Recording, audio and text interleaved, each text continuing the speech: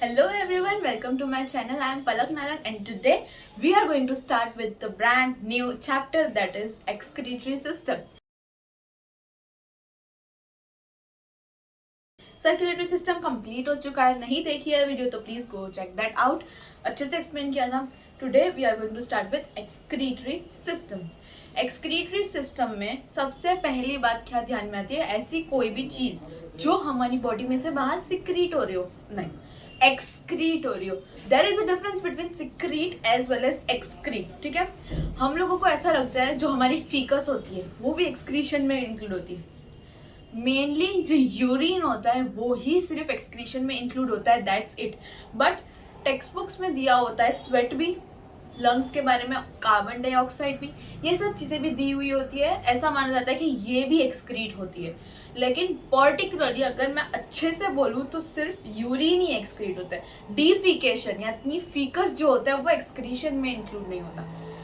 In fact जो carbon dioxide वाला भी होता है वो भी एक्चुअली में एक्सक्रीशन में इंक्लूड नहीं होता, बट लेकिन दिया होता है. ठीक है, अब एक्सक्रीशन में एग्जैक्टली क्या होता है, हमारी बॉडी का जो भी एक्सेस वेस्ट होता है, एक्सेस क्या, वेस्ट तो वेस्ट ही होता है, जो भी वेस्ट होता है वो हमारी बॉडी से बाहर निकल जाता है. जो वेस्ट होता है उसको हम लोग बोलते हैं नाइट्रोजिनस वेस्ट.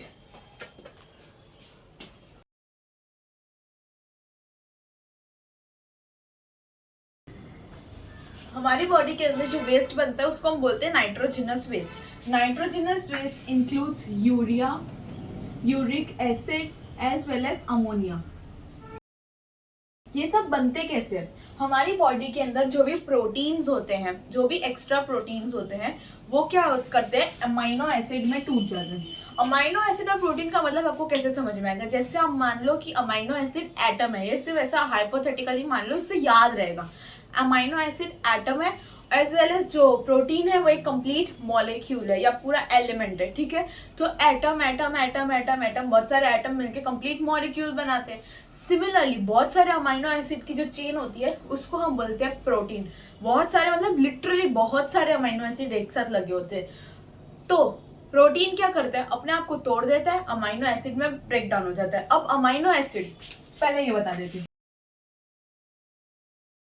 प्रोटीन अपने आप को ब्रेक डाउन कर लेता है अमाइनो एसिड के अंदर. अब अमाइनो एसिड के पास दो रास्ते, पहला तो वो एक ग्लूकोज में कन्वर्ट हो जाता है, ग्लूकोज हमारी बॉडी वैसे ही यूज कर लेती है.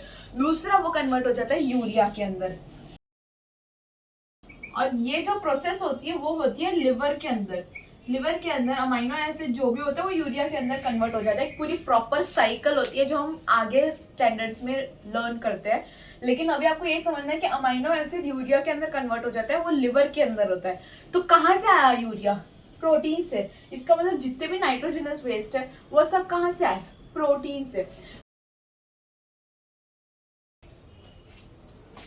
नेक्स्ट हम बात करने वाले हैं कि कौन कौन से सब्सटेंसेस एलिमिनेट होते हैं एक्सक्रीशन के थ्रू और वो किस तरीके से होता है, उस बारे में हम बात करने वाले हैं. सो हम अब स्टार्ट करने वाले हैं substances that are eliminated through excretion. सबसे पहला पॉइंट जो हमारे दिमाग में आते हैं, carbon dioxide as well as water. Glucose हमारी बॉडी के अंदर जो होता है वो ब्रेक डाउन हो जाता है कार्बन डाइऑक्साइड एंड वाटर में. ये कौन सी प्रोसेस है, रेस्पिरेशन की प्रोसेस है. और इसमें जो कार्बन डाइऑक्साइड होता है वो हमारे लंग्स के थ्रू बॉडी से बाहर चला जाता है. जो वाटर होता है वो स्वेट के थ्रू हमारी बॉडी से बाहर चला जाता है. सिंपल. जो भी ग्लूकोज हमारे अंदर स्टोर होता है या फिर जो भी ग्लूकोज हमारे बॉडी के अंदर ऐसे ही रहता है वो कार्बन डाइऑक्साइड वाटर में ब्रेक डाउन होता है, कार्बन डाइऑक्साइड बाहर निकल जाती है लंग्स के थ्रू और स्वेट के थ्रू बाहर निकल जाता है पानी. सेकेंड पॉइंट है नाइट्रोजिनस वेस्ट. सेम जो मैंने आपको बताया था, प्रोटीन्स ब्रेक डाउन होते हैं, अमाइनो एसिड जो फर्दर ब्रेक डाउन होता है, ग्लूकोज फर्दर बनता है ग्लूकोज और यूरिया में, और फिर ये जो यूरिया होता है ये पूरा एक्सक्रीट हो जाता है हमारी बॉडी के अंदर से. ये है पूरा का पूरा नाइट्रोजनस वेस्ट के बारे में. जो यूरिया है ना, अगर वो बहुत ज्यादा एक्यूमुलेट हो जाता है तो फिर दैट में lead to death as well. तो इसलिए वो अच्छी बात नहीं होती है, यूरिया ज्यादा एक्यूमुलेट नहीं होना चाहिए. जो थर्ड पॉइंट है वो है बाइल पिगमेंट. अब क्या होता है कि हमारी बॉडी के अंदर liver bilirubin as well as biliverdin secrete करती है, उनको बाइल पिगमेंट बोलते हैं. तो उसमें से जो बिलीरुबिन होता है वो एक येलोइश कलर का पिगमेंट होता है. ठीक है, ये जो पिगमेंट होता है वो यूजुअली हमारे डाइजेस्टिव सिस्टम के थ्रू बाहर निकल जाता है, स्मॉल इंटेस्टाइन, लार्ज इंटेस्टाइन और फीकस के अंदर भी चला जाता है। तो इस वजह से जो फीकस का कलर होता है वो ब्राउनिश येलोइश कलर का होता है। वो किस वजह से? बिलिरुबिन पिगमेंट की वजह से। तो बाइल पिगमेंट्स भी अल्टीमेटली क्या हुआ? बाहर निकल गए। ठीक है, ये कंप्लीट हुआ बाइल पिगमेंट्स। नेक्स्ट बात करते हैं हम वाटर के बारे में। जितना भी एक्स्ट्रा वाटर हमारी बॉडी के अंदर होता है वो ऑब्वियसली यूरिन के थ्रू निकल जाता है। एक और सबसे बड़ा फायदा होता है वाटर का, कि वाटर क्या करता है, जितनी भी हमारे अंदर जो भी ऐसी इम्प्योरिटीज है उसको डिजोल्व करके ले जाता है, बाहर निकाल देता है। तो उसकी वजह से एक्स्ट्रा जो टॉक्सिक चीज है वो हमारे अंदर स्टोर नहीं रह सकती। ये भी एक सबसे बड़ा फायदा होता है वाटर का। ठीक है, वो भी एक्सक्रीट हो जाता है एक्स्ट्रा वाटर। लास्ट है एक्सेस सॉल्ट। एक्सेस सॉल्ट में क्या आता है? NaCl या फिर जो भी सॉल्युबल विटामिन होते हैं, वाटर सॉल्युबल विटामिन, ये सब चीजें एक्सेस सॉल्ट्स में आती है। वो स्वेट के थ्रू निकल जाती है या फिर उसके थ्रू भी निकल जाती है एक्सक्रीशन के टाइम पे, यूरिन के थ्रू। एक और बात मुझे बतानी थी कि जो डेड वॉर्न आरबीसीज होते हैं उसके अंदर का जो कंटेंट होता है ना, वो भी लिवर के अंदर चला जाता है और वो भी बाइल पिगमेंट की तरह ही माना जाता है। नेक्स्ट हम बात करने वाले हैं एक्सक्रीटरी ऑर्गन्स के बारे में। सबसे इजी पहला, किडनी। वही तो हम पढ़ रहे हैं चैप्टर में, kidney is the primary excretory organ. This is primary, समझ में नहीं आया तो लिख देती। दूसरा लंग्स। लंग्स के अंदर से क्या निकलता है? कार्बन डाइऑक्साइड बाहर निकल जाता है। वो भी एक तरीके का एक्सक्रीटरी ऑर्गन। मैंने बोला था ये एक्चुअली में एक्सक्रीशन नहीं करता, लेकिन बुक्स में दिया होता है, इसको कंसीडर किया होता है। ठीक है। तीसरा स्वेट ग्लैंड्स। वो क्या करता है? एक्चुअली में उसका काम होता है थर्मो रेगुलेशन, यानी कि टेम्परेचर को मेंटेन करके रखना हमारी बॉडी का। इसीलिए पानी वो बाहर सिक्रीट कर देता है। लेकिन वो बाय इंसिडेंट ऐसा हो जाता है कि हमारी बॉडी के अंदर से जो थोड़े बहुत नाइट्रोजनस वेस्ट होते हैं वो भी बाहर सिक्रीट हो ही जाते हैं। ये एकदम इंसिडेंटली होता है ऐसा।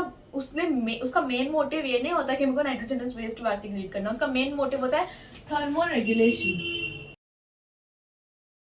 ये है हमारे सारे के सारे एक्सक्रीटरी ऑर्गन्स। अब हम फाइनली स्टार्ट करने वाले हैं with kidney. Okay, kidney is a bean shaped organ. अब किडनी देखिए तब पता चला कि बीन शेप होता क्या है ना। दैट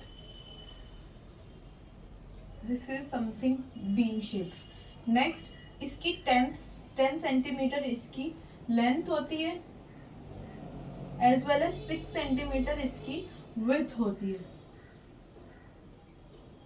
ओके, ये किडनी के बारे में छोटी मोटी चीज है। किडनी की लोकेशन कहाँ होती है? बैकबोन की आइदर साइड पे, दोनों साइड के बैकबोन पे, मतलब 2 किडनी है ना, तो दोनों side of backbone as well as वो 2 रिब्स से प्रोटेक्टेड होती है किडनी। ठीक है, ये लोकेशन हो गई किडनी की लोकेशन हो गई है।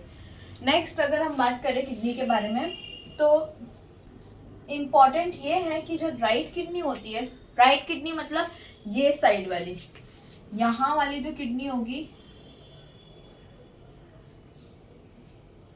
यहाँ वाली किडनी होगी ना, वो थोड़ी नीची होती है राइट वाली, लेफ्ट वाली से वो थोड़ी सी ऊपर होती है। क्यों? क्योंकि यहाँ पर है ना लिवर होता है।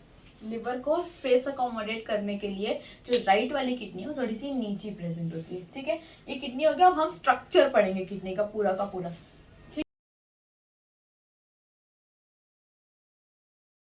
सो ये मैंने बहुत ही हाइपोथेटिक स्ट्रक्चर बनाया किडनी का। इसमें हम सबसे पहले लेबलिंग करते हैं। यहाँ पे है ना ग्लैंड प्रेजेंट होते हैं, which is called as adrenal gland. ये जो जा रही है ये है रीनल वेन, और ये है रीनल आर्टरी। ये है यूरेटर। यूरेटर का काम क्या होता है? जितना भी यूरिन का फॉर्मेशन होता है जो किडनी के अंदर होता है, वो सारा का सारा यूरिन यूरेटर के थ्रू आता है यूरिनरी ब्लैडर के अंदर। So what is this urinary bladder? इस पार्ट को हम बोलते हैं यूरेथ्रा, और यहाँ पे सर्कुलर मसल्स प्रेजेंट होते हैं जिसको हम बोलते हैं स्पिंटर। स्पिंटर क्या करते हैं कि वो हमारी नर्वस सिस्टम के बाद ही वो कॉन्ट्रैक्ट रिलैक्स कर सकते हैं, मतलब जब तक हमारा नर्वस सिस्टम नहीं बोलेगा वो वैसा का वैसा ही रहेगा। और फिर उसके बाद यूरेथ्रा के थ्रू यूरिन बाहर निकलता है, यूरिनरी ब्लैडर। अब इसको याद कैसे रखना है, एक यूरेटर और एज वेल एज एक यूरेथ्रा। यूरिनरी ब्लैडर तो ब्लैडर है, ब्लैडर तो दिखता है ब्लैडर है। प्रॉब्लम क्या होती है यूरेटर और यूरेथ्रा में।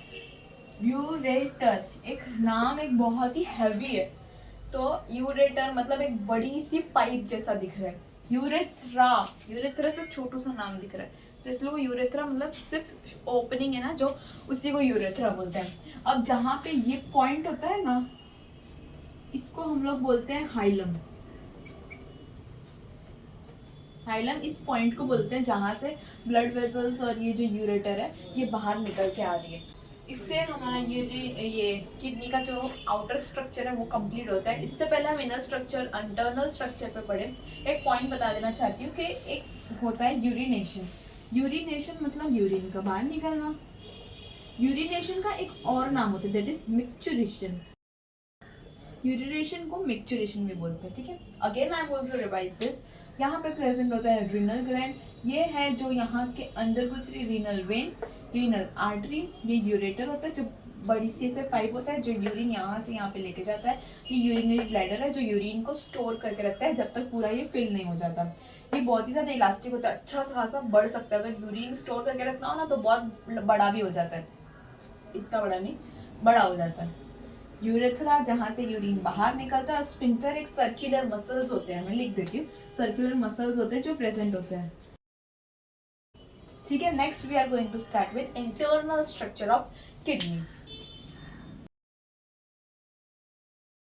सो ये है हमारा किडनी का इंटरनल स्ट्रक्चर। इंटरनल स्ट्रक्चर मतलब कैसा है कि ये यहाँ पे किडनी अच्छे से प्रेजेंट। तो अगर मैं इसको ऐसे डाइसेक्शन, अगर मैं इस डाइसेक्शन करूँ, इसको ऐसे सीधा काट लूँ तो ये अंदर से खुल जाएगी। मतलब ऐसे मान लो कि दरवाजा हमने खोल दिया, इस साइड की किडनी है ना, ये ऊपर का ढक्कन उतार दिया या फिर दरवाजा हमने खोल दिया तो अंदर से ऐसी दिखेगी, ठीक है। ये किडनी का इंटरनल स्ट्रक्चर है। अब हम इसको लेवल करना शुरू करते हैं।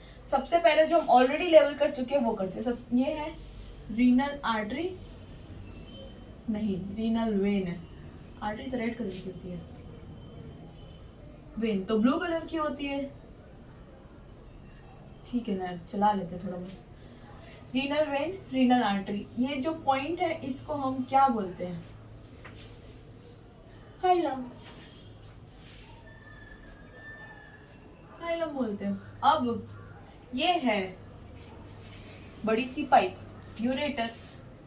कैन यू रिलेट, रिलेट करके देखो, ये इतनी छोटी सी जो पार्ट है उसको हम लोग ने जूम कर दिया और थोड़ा सा डाइसेक्ट कर दिया, ऐसे हाफ कट कर दिया ऐसा मान लो, तो इजी होगा समझने में। ये जो इतना मोटा मोटा पार्ट है इसको हम लोग बोलते हैं पेल्विस। पेल्विस जितना भी यूरिन इसके अंदर बनता है वो पेल्विस ट्रांसफर करता है यूरेटर को। कुछ तो रॉकेट साइंस है नहीं इसमें। पेल्विस नीचे दे देता है यूरेटर को, स्टोर कहाँ होता है, यूरिनरी ब्लैडर में, ठीक है। अब ये जो बाहर खाली जगह दिख रही है, खाली जगह मतलब एक्चुअली खाली जगह नहीं होती है, वो होता है कॉर्टेक्स। अब हम जब एड्रीनल ग्लैंड पढ़ेंगे जो कि ये ऊपर है, तब हम उसके अंदर भी डिवाइड करते हैं, आउटर कॉर्टेक्स, इनर मेड्यूला। तो उसमें हम जो कॉर्टेक्स होता है उसको हम बोलते हैं एड्रीनल कॉर्टेक्स। अब ये क्योंकि किडनी के अंदर है तो इसको हम बोलेंगे रीनल कॉर्टेक्स। नहीं लिखोगे तो भी चलेगा, खाली कॉर्टेक्स भी चलता है। अब जो अंदर का पार्ट है, मतलब ये यहाँ तक की जो जगह है ये पूरी की पूरी कॉर्टेक्स है, उसके जो अंदर की जगह होगी वो क्या होगी, मेड्यूला। हमें तो बहुत कंफ्यूजन होता है कि अंदर मेड्यूला है कि बाहर मेड्यूला है।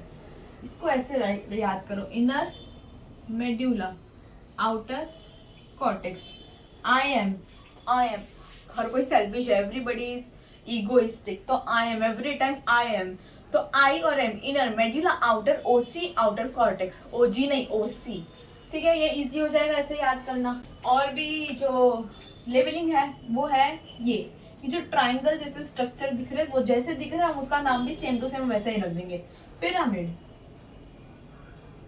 ट्राइंगुलर स्ट्रक्चर होते हैं इसको हम पिरामिड बोलते हैं। क्यों पिरामिड बोलते हैं, क्या होता है इसके अंदर, वो हम इसके बाद पढ़ेंगे। ये जो पॉइंट होता है इसको हम बोलते हैं पैपिले। ठीक है, अब ये जो होता है लाइन लाइन जो मैंने बनाई हुई है, या नहीं भी समझना है तो ऐसे समझो किडनी के अंदर बहुत सारे नेफ्रॉन होते हैं।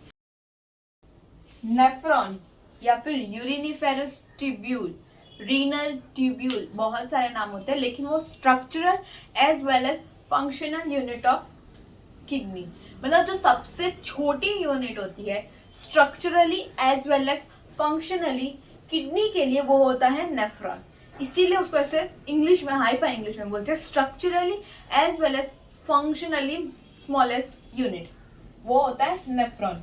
ये जो लाइन लाइन है वो नेफ्रॉन है। कैसे, वो अभी हम स्ट्रक्चर के थ्रू पढ़ेंगे। अब नेक्स्ट हम नेफ्रॉन का स्ट्रक्चर पढ़ेंगे, उससे पहले हम वापस ये एक बार देख लेते हैं। ये एड्रिनल ग्लैंड है, यहाँ से जो आर्टरी जा रही है रीनल आर्टरी, और वेन जा रही है वो रीनल वेन। क्यों रीनल, सर्कुलेटरी सिस्टम में हम पढ़ते हैं जो भी किडनी से रिलेटेड होता है वो रीनल, जो भी लिवर से रिलेटेड होता है वो हेपेटिक, जो भी हार्ट से रिलेटेड होता है वो कोरोनरी, इस तरीके से ऐसे नाम दिए जाते हैं। तो ये क्योंकि किडनी से रिलेटेड है तो इसका होगा renal, renal vein as well as renal artery. ये जो लंबी सी पाइप है वो यूरेटर होगा कि यूरेथ्रा होगा, यूरेटर, क्योंकि वो अच्छी हट्टी खासी पाइप जैसे दिख रही है। नेक्स्ट ये जो ब्लैडर है वो यूरिनरी ब्लैडर है। यहाँ पे जो ओपनिंग है वो यूरेथ्रा है, जो स्पिंटर है वो होता है सर्कुलर मसल, मसल जैसा होता है जो ओपनिंग रेगुलेट करता है ताकि यूरिन बाहर आ सके। ये यहाँ पे जो पॉइंट होता है वो हाइलम होता है, यूरिनेशन को मिक्चुरेशन भी बोलते हैं। यहाँ पे हमारा स्ट्रक्चर कंप्लीट होता है।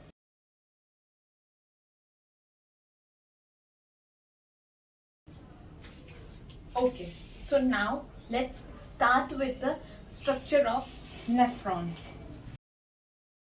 Nephron is also known as uriniferous tubule, renal tubule.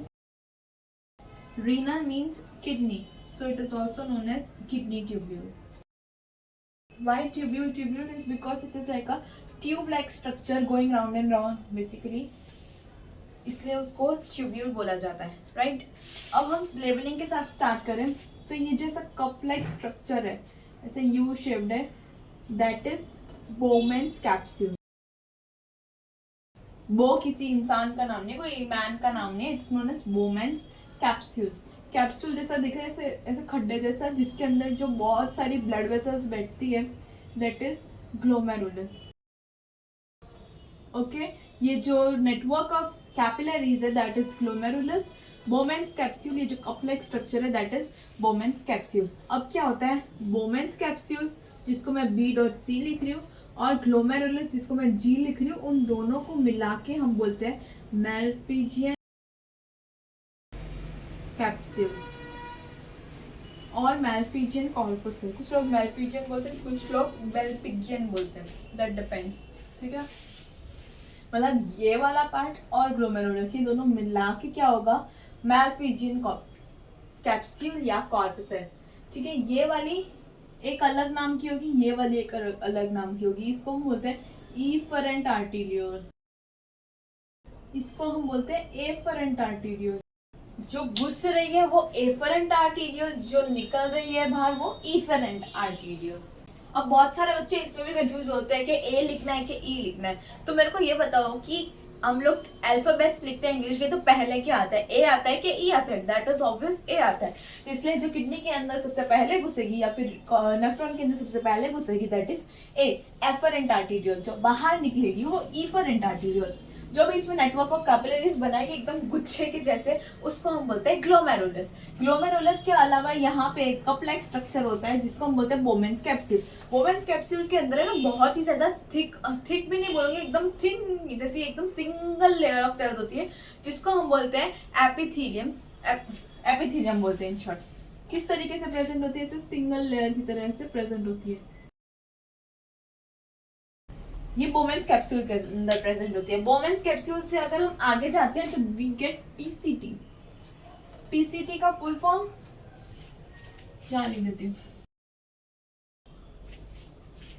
Proximal convoluted tubule. Proximal का मतलब होता है नियर,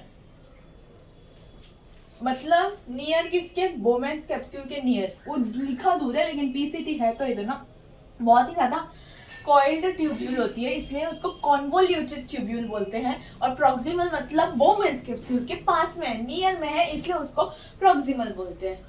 इसके बाद अगर पीसीटी से नीचे जाते हैं तो हमको मिलती है यहाँ पे यू शेप्ड एकदम हेयर पिन जैसा, वो वाली हेयर पिन नहीं जो आप सोच रहे, एकदम यू पिन आती है ना जो बन में लगाने के लिए जो जूड़ा बनाते हैं उसमें काम आती है, वो यू पिन जैसी होती है, तो ये भी उसकी जैसी दिख रही है। इसको हम बोलते हैं लूप ऑफ हेनले।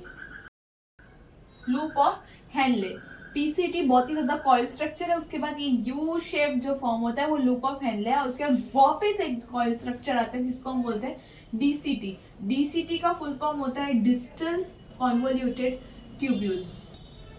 डिस्टल का मतलब फार, किससे फार, बोमेंस कैप्सूल के।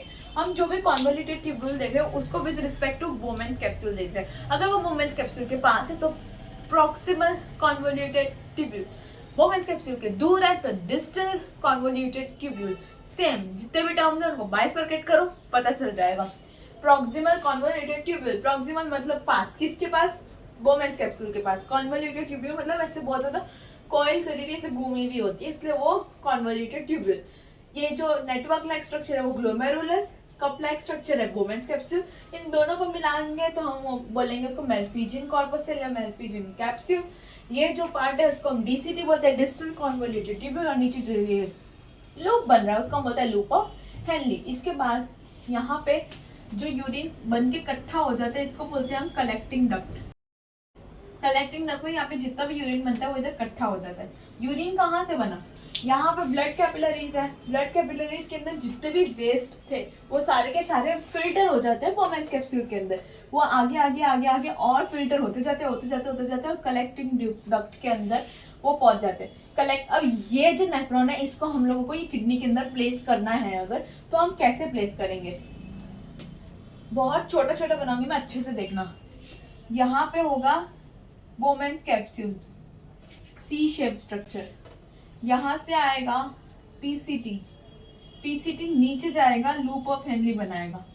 मतलब जो मैंने लाइन बनाई है वो नेफ्रॉन कैसे हुई, वो जो लूप ऑफ हेनले है वो अंदर घुस जा रही है, मेड्यूला के अंदर घुस जा रही है, बहुत सारी लूप ऑफ हेनले से अंदर घुसती जा रही घुसती जा रही घुसती जा रही है, और इस वजह से वो एक पिरामिड जैसा स्ट्रक्चर दिख रहा है। क्या पिरामिड अलग से ऐसे बना हुआ होता है, नहीं, वो लूप ऑफ हेनले अंदर चली जाती है जिसकी वजह से वो स्ट्रक्चर दिखने में ऐसा पिरामिड या ट्रायंगुलर शेप जैसा दिखता है। यहाँ पे और भी एक नेफ्रॉन होगी उसका लूप ऑफ हेनले होगा, और भी नेफ्रॉन होगी उसका लूप ऑफ हेनले होगा, ऐसे बहुत सारी इकट्ठी होती है। अब ये जो लूप ऑफ हेनले मैंने बनाई ये वापस आएगी, वापस बाहर आ जाएगी, वापस कॉर्टेक्स के अंदर ये कॉन्वोल्यूट हो जाएगी, मतलब कॉइल हो जाएगी, वो होगा डिस्टल कॉन्वोल्यूटेड ट्यूब्यूल। और फिर उसके बाद यहाँ पे बाहर आके कलेक्टिंग डक्ट बनाएगी, ये कलेक्टिंग डक्ट चली जाएगी पेल्विस के अंदर। मुझे पता है बहुत कंफ्यूज हो गया, इसको इरेज करती हूँ और वापस बताती हूँ। उसके पहले वापस रिवाइज करते हैं, glomerulus, afferent arteriole, efferent arteriole, Bowman's capsule, PCT proximal convoluted tubule, दोनों को मिला के Malpighian corpuscle, loop of Henle, distal convoluted tubule, collecting duct, और उसके बाद जाता है pelvis, ureter, urinary bladder, urethra, खत्म। अब पहले हम ये बात कर लेते हैं कि इस चीज का स्ट्रक्चर कैसा होगा।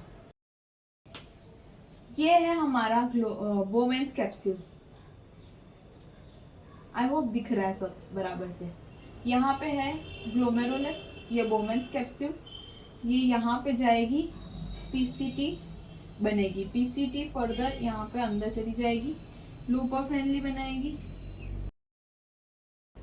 लूप ऑफ हेनले वापस बाहर आएगी, डीसीटी बनाएगी, यहाँ पे सारी डीसीटी की जो कलेक्टिंग डक्ट होगी वो इकट्ठी हो जाएगी, और फिर ये आगे चली जाएगी पेल्विस के अंदर। ये हमारी पेल्विस है, समझे। बोमेंस capsule, PCT, DCT, loop of Henley, collecting duct, pelvis. अब समझ में आ रहा है। अब मैं अगर क्वेश्चन पूछूं कि ऐसी कौन कौन सी चीजें हैं जो कि कॉर्टेक्स के अंदर प्रेजेंट होगी, कॉर्टेक्स सी, सी के साथ क्या होता है ओ, आउटर कॉर्टेक्स, कॉर्टेक्स के बाहर मतलब बाहर वाली जगह पे कौन कौन सी चीजें प्रेजेंट होगी। सबसे पहला बोमेंस capsule, glomerulus, proximal convoluted tubule, distal convoluted tubule. लेकिन जो अंदर मेड्यूला के अंदर प्रेजेंट होगी, आई एम, इनर मेड्यूला, उस वो कौन कौन सी होगी, loop of Henry, that's it. हम लोगों को ग्लोमेरुलस के बारे में इतना नहीं पूछेंगे, लेकिन आउटर कॉर्टेक्स में क्या है वो ये पूछेंगे कि proximal convoluted tubule, distal convoluted tubule, Bowman's capsule बाहर होता है, मतलब कॉर्टेक्स में होता है। लूप ऑफ हेनरी का होता है अंदर होता है। पिरामिड कैसे बना? पिरामिड लूप ऑफ हेनरी के इकट्ठे होने से बना है। यहाँ पे बहुत सारे ऐसे लूप ऑफ हेनरी होगी, एक ये है, एक ये है, एक ये है, एक ऐसे मैंने बहुत सारी बना दी। तो ये है ना, ऐसे दिखता है कि ये पिरामिड जैसा या ट्रायंगुलर शेप जैसा है, इसीलिए इसको पिरामिड नाम दे दिया। और कुछ इसमें इंपॉर्टेंट नहीं है, ये जो था वो मैंने बोल दिया। अब इसके साथ हमारे स्ट्रक्चर कंप्लीट होते हैं। नेक्स्ट हम जो 2-3 पॉइंट बॉक्स के अंदर दिए हुए उसकी बात करते हैं।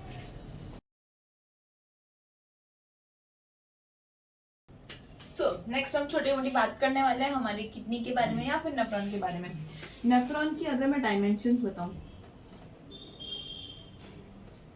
तो 2, 4, 5, 6, 0।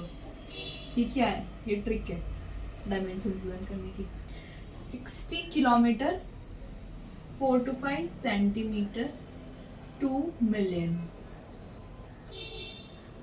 हमारी बॉडी के अंदर, हमारी किडनी के अंदर कितनी नेफ्रॉन होती है? 2 मिलियन नेफ्रॉन्स होती है। 2 million is such a huge number.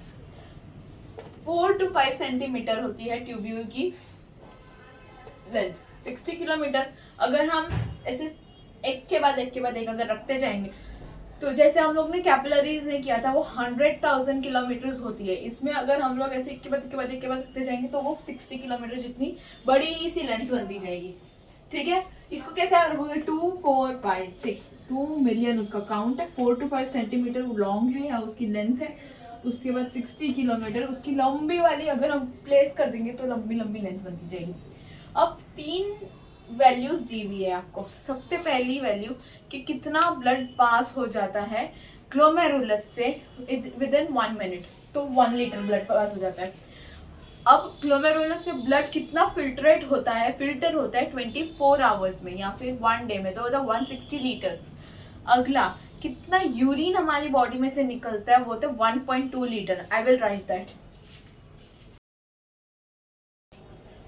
अगर आप नोटिस करोगे तो तीनों की वैल्यू जो है वो लीटर में दी हुई है। ठीक है, अब तीनों में 1, 1, 1 आ रहा है। ब्लड किडनी में से कितना पास हो जाता है, मतलब अगर ये वोमेन्स कैप्सूल है, ये ग्लोमेरुलस है, इसमें से यहाँ से ब्लड आता है, यहाँ से बाहर चला जाता है, तो 1 मिनट में कितना ब्लड चला जाता है? तो 1 लीटर ऑफ ब्लड पास हो जाता है। ग्लोमेरुलर फिल्ट्रेट कितना प्रोड्यूस होता है, मतलब इतना जितना भी ब्लड पास हो रहा है उसमें से कितना फिल्टर प्रोड्यूस हो रहा है? तो 160 लीटर इन 24 आवर्स। कितना यूरिन प्रोड्यूस होता है? ये पूरी की पूरी जो प्रोसेस होती है जो नेफ्रॉन के अंदर होती है उसके बाद यूरिन प्रोड्यूस होता है, तो उसको रीअब्जॉर्प्शन कंसीडर किया जाता है, जो हम नेक्स्ट क्लास में पढ़ेंगे, process of formation of urine. तो उसमें उसको हो जाने के बाद कितना यूरिन फॉर्म होता है वो होता है 1.2 लीटर। इसको एक ही चीज मैं ट्रिक बताना चाहूंगी कि तीनों लीटर है, तीनों 1 से शुरू होते हैं, 1, 160, 1.2। ठीक है, अब इसको आपको देख के पता चल रहा होगा कि ग्लोमेरुलर फिल्ट्रेट का नंबर बहुत ज्यादा है, पर सबसे ज्यादा नंबर होता है इसका, क्योंकि 1 मिनट दिया हुआ है। अगर ये 24 आवर्स दे दे तो ये तो बहुत बड़ा नंबर हो जाएगा। ये भी 24 आवर्स का होता है और ये भी 24 आवर्स का होता है। मैंने लिखा नहीं है बट हाँ 24 आवर्स है। ठीक है, with this we have completed our today's lecture. Next lecture में we are going to start with process of formation of urine या फिर filtration, ultrafiltration, reabsorption, tubular secretion, जो भी इतने हैवी वर्ड्स दिए हैं उसको हम कट शॉर्ट करके स्मॉल करके इजी वे में समझ लेंगे, कंप्लीट कर देंगे चैप्टर को। और बस लेक्चर को आज खत्म करते हैं।